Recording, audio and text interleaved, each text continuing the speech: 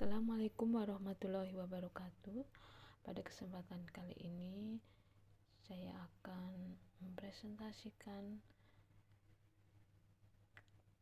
dengan tema Indonesia sebagai poros maritim dunia. Seperti kita ketahui bahwa Indonesia berada pada posisi silang, yaitu di antara benua Asia dan benua Australia, dan berada di antara Samudra Hindia dan Samudra Pasifik. Posisi silang ini sungguh menguntungkan bagi Indonesia karena 90% dari perdagangan internasional itu melewati laut dan 40%-nya itu melewati wilayah Indonesia. Sehingga 40% itu jika kita bisa memberdayakan dengan baik, maka itu akan menjadi keuntungan tersendiri bagi Indonesia. Kemudian sebagaimana kita ketahui bahwa Indonesia merupakan negara di mana lebih luas perairannya dengan banyak pulau-pulau yang masih belum bernama.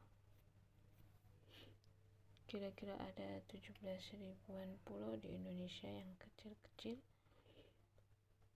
dan beberapa belum bernama, dan itu merupakan sebuah potensi yang bisa kita kembangkan kembali, terutama pada wilayah kemaritimannya, di mana di antara pulau yang satu dengan pulau yang lain dipisahkan oleh adanya laut, dan dengan adanya usaha untuk mewujudkan poros maritim dunia, maka laut yang berada di antara pulau diusahakan untuk tidak menjadi pemisah tapi menjadi penghubung, sehingga akan terjalin komunikasi antar pulau dan terjalin persatuan yang lebih kuat. Potensi Indonesia dapat menjadi negara maritim kita bisa ketahui karena dari luas wilayahnya yang tadi sudah saya katakan, kemudian dari kekayaan perairannya, sumber daya alam perairan, dan juga dari posisi strategisnya wilayah, dan juga bisa dari keamanan lautnya. Dan ini adalah gambar yang menunjukkan bahwa untuk mewujudkan pada upaya tersebut, maka perlu adanya pembangunan sarana prasarana seperti adanya pelabuhan, kemudian juga alat transportasi kapal untuk lebih diperbaiki lagi begitu.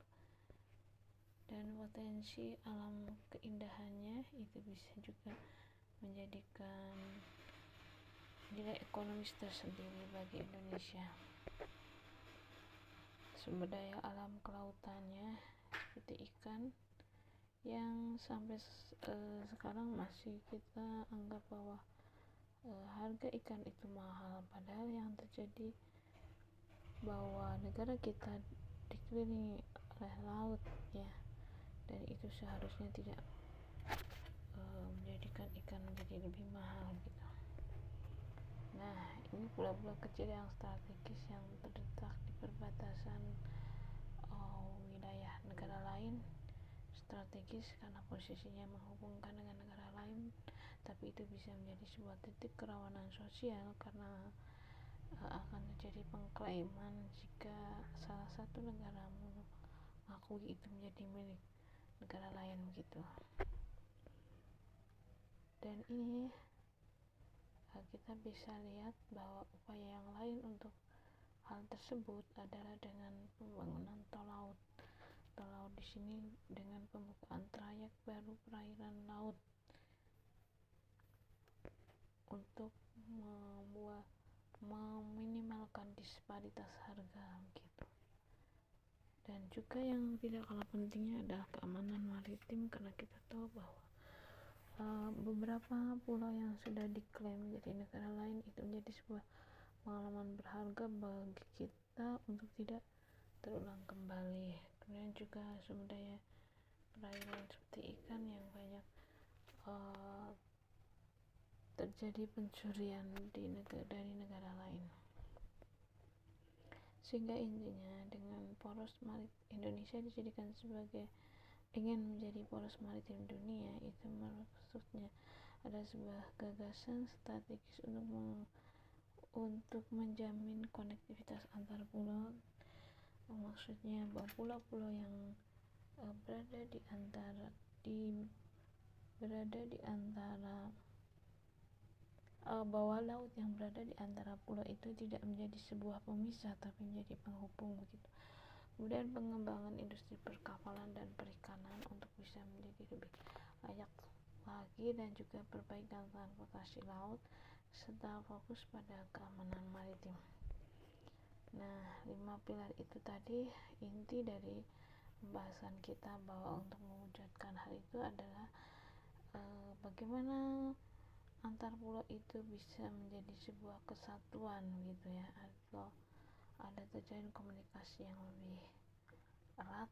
Kemudian yang kedua tadi pengembangan industri perkapalan dan juga pengembangan perikanan dan perbaikan transportasi laut serta peningkatan pertahanan keamanan laut.